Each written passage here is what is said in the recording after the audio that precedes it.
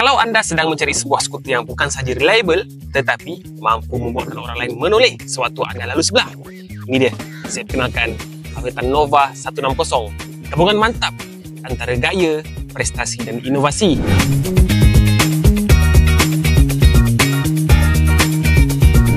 Okey, sekarang cuba anda tengok bahagian lampu hadapan.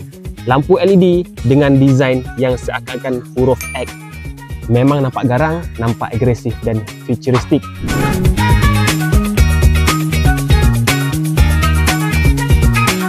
Fairing dia tajam dengan lekuk yang kemas dan penuh karakter. Garisan badan ni bukan sahaja untuk gaya, tapi membantu airflow supaya tunggangan lebih lancar, lebih smooth. Dari setiap sudut, Nova 160 menampilkan rekaan badan yang anggun dan moden. Reka bentuk aerodinamik yang memberikan sentuhan estetik yang memikat mata. Tona warna cover set yang digabungkan dengan kemasan grafik premium yang bold memang sesuai untuk anda yang suka tampil berbeza. Kalau anda perhati, setiap butiran kecil pun dibuat dengan teliti.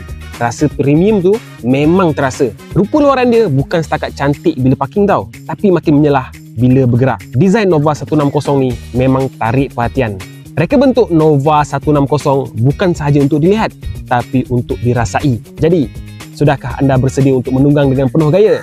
Kalau dah bersedia, ayo bertukar kepada Nova 160. Nova 160 menunggang dengan gaya, prestasi yang unggul. Harga asas Nova 160 hanyalah RM7,988, tidak termasuk Protect dan insurans. Jom sama-sama layari www.aveta.com.my untuk info lanjut.